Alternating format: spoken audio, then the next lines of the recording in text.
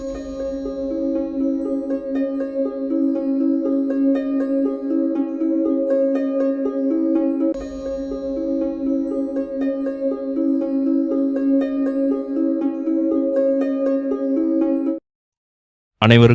வணக்கம். இன்னைக்கு நாம் பார்க்க போகிற தலைப்பு சமஸ்கிருத கதைகளும் கலியுகமும். இந்த தலைப்பை பார்க்குறதுக்கு முன்னாடி நமது யூடியூப் சேனலுக்கு உதவ விரும்புனா தேங்க்ஸ்ன்ற பட்டனை அழுத்தி உங்களால் முடிஞ்ச உதவிகளை நீங்கள் செய்யலாம். சமஸ்கிருத கதைகளும் கலியுகமும். சில நாளுக்கு முன்னாடி பிரதமர் மோடி மற்றும் பில்கேட்ஸ் சந்திப்பை பற்றின செய்திகளை நீங்கள் பார்த்துருக்கலாம். அதில் அவங்க பக்கத்தில் அஸ்வினி குமாரர்கள் நினைவான இரட்டை குதிரைகள் இருந்ததும் ஞாபகம் இருக்கலாம். உலக ஆளும் கூட்டம் சமஸ்கிருத மொழியில் அவங்களோட முன்னோர்களுக்கு ஏற்ற மாதிரி எழுதி வச்ச ஆதி நினைவலைகளை மையப்படுத்தி தான் எல்லா வேலையையும் செயல்படுத்துவாங்க. அவங்க சந்திப்போட நோக்கம் செயற்கை நுண்ணறிவு, மருத்துவம், காலநிலை மாற்றம் போன்ற விஷயங்களை மையப்படுத்தி தான் இருந்துச்சு. அவங்களுக்கு தரப்பட்ட எதிர்கால திட்டங்கள் அடுத்து சொல்ல இருக்கிற சமஸ்கிருத கதையை மையப்படுத்தி எதிர்கால உலக நவீனமாக எப்படி அடிமைப்படுத்தும் கட்டமைப்பில் தயார் செய்ய போகிறாங்கன்றதை புரிஞ்சுக்க முடியும். அதில் மருத்துவம்னு எடுத்துக்கிட்டால் தடுப்பூசி மூலம் மரபணு மாற்றம் செஞ்சு மனுஷங்களை அவங்களோட மருத்துவத்துறையோட நிரந்தர அடிமைகளாக கட்டமைப்பது எல்லாருக்கும் தெரிஞ்சது தான். அதோட உச்சம்தான் பிரம்ம வித்தைன்னு சொல்லப்படுற செயற்கையான சாகாவரத்தை சிப்பு மூலமாக மனுஷங்களுக்கு தந்து மனித இனம் காலப்பயணம் அடைய விடாமல் தடுத்து பிறப்பு இறப்பு இல்லாத புது கால சுழற்சியை கலிபுருஷம் மூலமாக நிர்மாணிப்பது. அதுதான் அந்த சாகாவரம். அஸ்வினி குமாரர்கள் கதை. உலகத்துக்கே வெளிச்சம் தர்றவர் சூரிய பகவான். அப்பேற்பட்ட சூரிய பகவானே வெளிச்சத்தை இழந்து உடல் வலிமையற்று இருந்தப்ப சூரிய புத்திரர்களால் அஸ்வினி குமாரர்கள் அவங்களோட சக்தியை கொடுத்து காப்பாற்றினாங்களாம். 27 நட்சத்திரங்கள் வரிசையில் முதலாவது வரும் நட்சத்திரம் அஸ்வினி நட்சத்திரம். இந்த நட்சத்திரத்தோட அதிபதி கேது பகவான். இந்த நட்சத்திரத்தோட தேவதைகள் குதிரை முகம் கொண்ட அஸ்வினி தேவர்கள். தேவ மருத்துவர்களாக கருதப்படும் அஸ்வினி தேவர்கள் மனுஷங்களோட உடல் ஆரோக்கிய குறைபாடு மற்றும் திடீர் ஆபத்துக்களை நீக்க வல்லவர்கள்.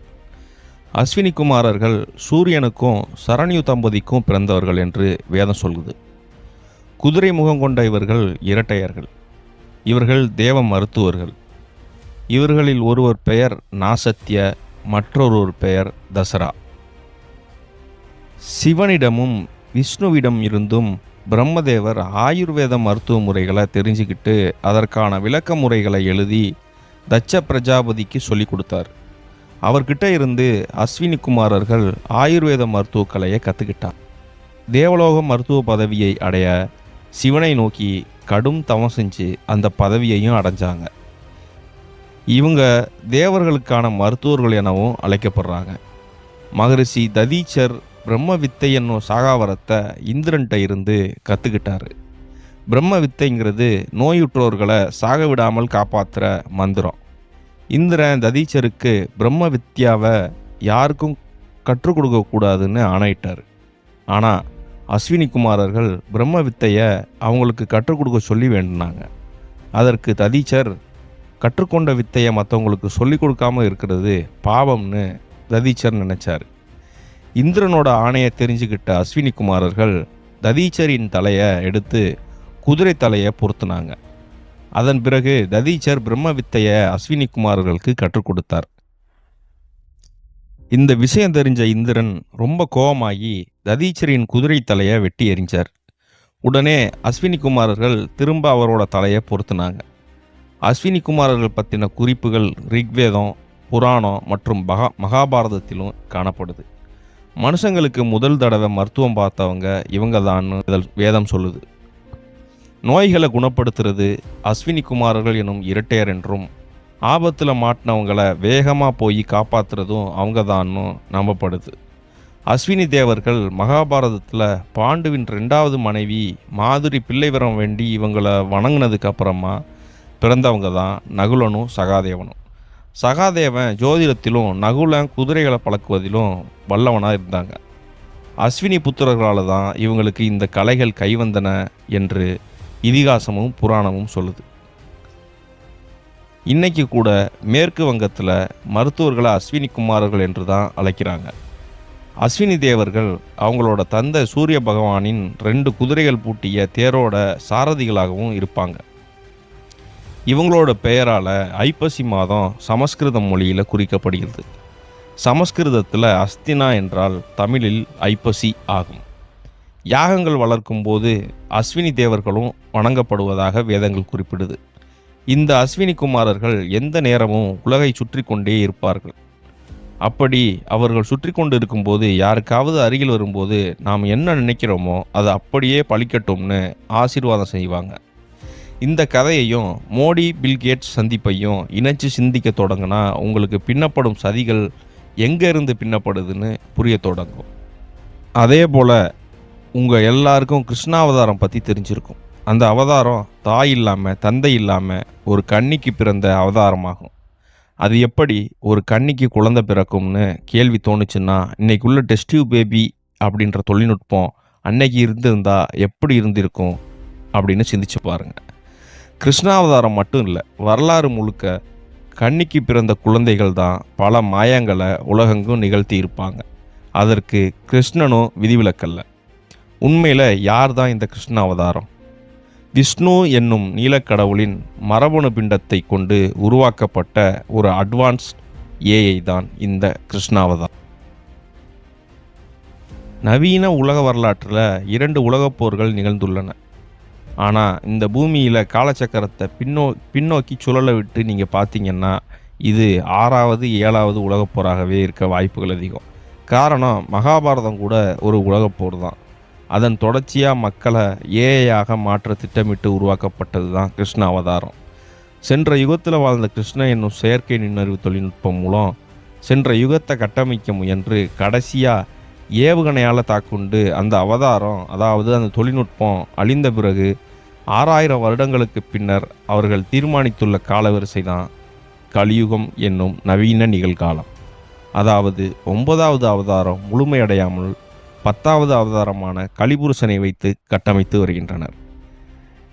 என்னது, கிருஷ்ண செயற்கை நுண்ணறிவு தொழில்நுட்பமா அப்படின்னு நீங்கள் கேட்குறது புரியுது. ஆமாம், அதுக்கான ஆதாரங்கள் நிறையவே புராணங்களில் இருக்குது. அதுலேயும் கிருஷ்ணரின் தேரோட்டியான உத்தவருக்கும் கிருஷ்ணருக்கும் நடந்த கடைசி உரையாடலில் அந்த விஷயங்கள் புலப்படும். அதை விட நிகழ்கால உதாரணமாக 2015ஆம் ஆண்டு ஜூன் மாதம் 15ஆம் தேதி நடுராத்திரி 12 மணிக்கு பூரி ஜெகநாதர் கோவிலில் ஒரு வித்தியாசமான நிகழ்வு நடந்துச்சு. அன்னைக்கு அந்த கோவிலில் மின்சாரம் நிறுத்தப்பட்டுச்சு. கோவிலில் மட்டும் இல்லை, பூரி நகரம் முழுமையாக மின்சாரத்தை நிறுத்தினாங்க. ஏன்னா அன்னைக்கு தான் கிருஷ்ணரோட மூலவர் சிலையில் இருக்கிற இதயத்தை மாற்றி வேறொரு சிலைக்கு மாற்றுறாங்க. இதை கேட்டதும் அது ஒரு சடங்கு முறையாக இருக்கலாம்னு நீங்கள் நினைக்கலாம். அதுதான் இல்லை, உண்மையாகவே அவரோட இதயம்தான் அங்கே மாற்றப்பட்டது. அது எப்படி இரத்தமும் சதையுமா உள்ள இதயம் இத்தனை காலம் இருக்கும்? ஏன்னா அது இரத்தம் சதையாலான இதயம் இல்லை, நவீனமான பழைய காலத்து கருவி தான் அந்த இதயம். அதால் மின்சாரத்தை உற்பத்தி செய்ய முடியும்னு கூட அந்த மக்கள் சொல்கிறாங்க. வெளிச்சம் பட்டாலே அந்த இதயத்தில் ஒருவித அதிர்வு உண்டாகும் என்பதால் தான் இரவு நேரத்தை தேர்ந்தெடுத்து மரத்தாலான அந்த சிலையை 12 வருஷத்துக்கு ஒரு முறை மாற்றுறாங்க. அதே போல் மற்றொரு சமஸ்கிருத கதை எவ்வாறு நிகழ்காலத்தில் இணைந்துள்ளது அப்படிங்கிறதையும் பார்க்கலாம். கங்கை பூமிக்கு வந்த வரலாறு. பகீரதன் பழங்கால இந்தியாவில் இருந்த கோசலத்தின் அரசன். அவர் சூரிய வம்சத்தின் பெரிய மன்னன், சாகரனின் வழித்தோன்றல் ஆவார். அவர் ராமரின் முன்னோர்களில் ஒருவர். அவர் குழந்தையாக இருந்தப்போ அவங்க தந்தையை இழந்தார். அவர் தனது தாயால் வளர்க்கப்பட்டார். பகீரதன் மிகவும் புத்திசாலி. அவர் வயது வந்தவுடன் பகீரதன் இன்று இந்தியாவின் உத்தரப்பிரதேச மாநிலத்தில் அமைந்துள்ள கோசல ராஜ்யத்தின் சிம்மாசனத்தில் ஏறினார். அவர் தர்மத்தால் பரிந்துரைக்கப்பட்ட ஒரு அரசராக தனது கடமைகளை கடைபிடிச்சார். பகீரதனுக்கும் முன்னாடி சாகரன் என்னும் அரசன் கோசல நாட்டை ஆண்டு வந்தவன். சாகரன் தனக்கு வெற்றி வேண்டுன்றதுக்காக அஸ்வமேத யாகம் செய்ய ஆரம்பித்தான். அப்போது யாகத்திற்கு பயன்படுற ஒரு வெள்ளை குதிரையை அரசன் தொலைச்சிட்டான். அதை தேடுறதுக்காக தன்னோட 60,000 பிள்ளைகளை 4 திசையிலையும் அனுப்புனான். அந்த குதிரை கபில முனிவருக்கு பக்கத்தில் கட்டப்பட்டு இருந்ததை பார்த்து கோபமான இளவரசன் கபில முனிவர் தான் குதிரையை திருடிட்டு வந்தாருன்னு தவறாக புரிஞ்சுக்கிட்டு அவரை தாக்கினான். இதனால் கோபமான கபில முனி இளவரசர்களை சாம்பலாக போகுமாறு சபிச்சார். பிள்ளைகள் திரும்பி வராதனால அவங்கள கண்டுபிடிக்க தம் பேரன் அனுஷ்மனுக்கு சாகரன் உத்தரவிட்டார். இளவரசர்கள் சாம்பலான விஷயத்தை கேள்விப்பட்ட அனுஷ்ம அவர்களை எப்படி காப்பாற்றுறதுன்னு கபிலர்கிட்ட வேண்டுதலாக கேட்க அவர் சொர்க்கலோகத்தில் உள்ள கங்கை நதி இவங்க மேலே பட்டா அவங்களுக்கு மோட்சம் கிடைக்கும்னு சொல்கிறாரு. சாகரனுக்கு பின்னால் வந்த சும, திலீபன் போன்ற அரசர்களால் கங்கையை பூமிக்கு கொண்டு வர முடியலை. இதனால் நாட்டில் அமைதி குறைஞ்சிட்டே வந்துச்சு. அந்த காலத்தில் தான் பகீரதன் அரியணை ஏறினான். கங்கையை பூமிக்கு கொண்டு வராமல் வேற எதுவும் செய்ய முடியாதுன்னு புரிஞ்சுக்கிட்ட பகீரதன் அதுக்கு பிறகு பிரம்மாவை நோக்கி தவம் இருந்தான். அதன் பிறகு பிரம்மாவோட ஆலோசனை பெற்ற பகீரதன் விண்ணுலகம் போய் அங்கே கங்கையை பார்த்து வணங்கி தம் முன்னோர்களோட வரலாற்றை சொல்லி அவங்க நற்கதி அடையணும்னு கங்கை பூமிக்கு வந்து பாதாளத்துக்கும் பாஞ்சு அவங்கள மோட்சம் அடைய உதவணும்னு வேண்டினான். கங்கை அப்போ சொன்னிச்சு, அப்பா பகீரதா, உன் நோக்கம் மிகவும் பெருமைக்குரிய ஒன்று தான். நானும் பூமிக்கு வர சம்மதிக்கிறேன். ஆனால் நான் விண்ணில் இருந்து பூமிக்கு வர்றப்ப அந்த வேகத்தை பூமி தாங்குமா? அதால் முடியுமா? நான் வரும் வேகத்தை என்னால் குறைக்கவும் முடியாது. என்னை யாராவது தாங்கி பிடிச்சு மெல்ல மெல்ல பூமியில் விட ஏற்பாடு செய்ய முடியுமா? அப்படி நான் வர்றேன்னு கங்கை சொல்ல பகீரதனும் விண்ணுலகத்து தேவர்கள்ட்டையும் பூமியில் இருந்த மகா பராக்கிரமசாலிகளையும் கங்கையோட வேண்டுகோளை சொல்லி அவங்கள வந்து கங்கையை தாங்கி பிடிக்க வேண்டுனான். ஆனால் கங்கையோட உண்மையான வேகம் தெரிஞ்ச எல்லாரும் முடியாதுன்னு சொல்லிட்டாங்க. அதுக்கப்புறம் மகாவிஷ்ணுவை பகீரதன் வேண்ட அவரோ இது ஈசனால் மட்டும்தான் முடியும், அவரே கங்கையை கட்டுப்படுத்த கூடியவர், அவரை தியானித்து தவம் செஞ்சு அவர் அருளை பெற்று அவர் மூலம் கங்கையை வரவலை அப்படின்னு சொல்லிட்டாரு. பகீரதனும் ஈசனை குறித்து தவம் இருந்து வேண்ட வேண்ட மனமகிழ்ந்த ஈசனும் அவருக்கு காட்சி அளித்தார். பகீரதா, உன் தவம் குறித்து மகிழ்ச்சி அடைந்தோம். உன் முன்னோர்களை கடைத்தேற்ற நீ கையாண்ட வழிகளையும் உன் விடாமுயற்சியையும் உறுதியையும் பாராட்டுறேன். கங்கையை பூமிக்கும் பின்னர் பாதாளத்துக்கும் அழைத்து வர நான் உதவுறேன். எனது சடாபாரத்தை விரித்து பிடிக்கிறேன். கங்கை அதிலே குதிக்கட்டும். அதிலிருந்து அவளை கீழே பாய்ந்து தவள செய்து விடுகிறேன் என்றார். பகீரதனோ கங்கையிடம் ஈசனின் உதவியை குறித்து தெரிவிக்க அவளும் மகிழ்வோடு வர சம்மதித்தாள்.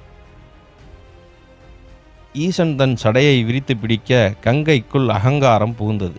ஆகா, நம் வேகம் என்ன, இந்த சடாபாரத்தின் பலம் என்ன, இதனால் நம்மை தாங்க இயலுமா என்ன, என் ஆற்றலையும் வேகத்தையும் இந்த ஈசனால் தாங்க இயலுமா என யோசித்தாள். எல்லாம் வல்ல ஈசன் கங்கையின் மன ஓட்டம் புரிந்து கொண்டவராய் நதி ரூபத்தில் அவளுடைய நீரோட்டத்தை தன் சடையிலே முடிந்து சுருட்டி விட்டார். சுருட்டி திணறிப்போன கங்கை வெளிவர முடியாமல் தவிக்க பகீரதனோ கங்கையை காணாமல் கலக்கமுடைய ஈசனை நோக்கி மீண்டும் ஒத்த காலில் தவம் இருந்தான். அவன் முன்னாடி தோன்றின ஈசன் கங்கையின் கர்வத்தை ஒடுக்க வேண்டியே தாம் இவ்விதம் செயல்பட்டதாக கூறிவிட்டு கங்கையை மெல்ல மெல்ல வெளியே விட்டார். அவளை அப்படியே தாங்கி கொண்டு இமயத்தில் இருந்து கங்கையை விட அங்கிருந்து பாயத் தொடங்கினாள். பகீரதன் அவளை பின்தொடர்ந்தான். வழியில் ஜானவி என்னும் ரிஷியின் ஆசிரமம் இருந்தது. கங்கை வந்த வேகத்தில் தன் நீர்க்கரங்களால் அந்த ஆசிரமத்தை முற்றிலும் உருட்டி தள்ளி கொண்டு முனிவரையும் நீர்ப்பெருக்கோடு உருட்டி தள்ள ஆயத்தமானாள். கோபம் கொண்ட முனிவர் கங்கையை அப்படியே தன் கைகளால் எடுத்து அள்ளி குடித்து உட்கார்ந்துட்டார். கங்கை மீண்டும் சிறைப்பட்டாள். பகீரதன் கலங்கியே போனான். முனிவரின் கால்களில் வீழ்ந்து வணங்கி தன் ஆற்றாமையையும் கங்கைக்காக தான் மன்னிப்பு கோருவதாயும் தெரிவித்தான். அவனோட நிலையை பார்த்து இறங்கிய அந்த முனிவர் கங்கையை தம் செவி வழியே மிக மிக மெதுவாக விட்டார். அதுக்கப்புறமா தடை எதுவும் இல்லாமல் பாய்ந்த கங்கையை பாதாளம் அழைத்து சென்றான் பகீரதன். அங்கே கபில முனிவரை சந்தித்து ஆசிகள் பெற்றுக்கொண்டு தம் முன்னோர்களின் எலும்புகள் மற்றும் சாம்பலை கங்கை நீரில் நனைத்து புனிதமாக்கினான். சகரபுத்திரர்களுக்கும் நற்கதி கிடைத்து அன்று முதலே கங்கை பூமியில் பாய ஆரம்பித்ததாக ஐதீகம். இந்த கங்கையை தலையில் தாங்கிய ஈசனே கங்காதரர் எனவும் அழைக்கப்பட்டார்.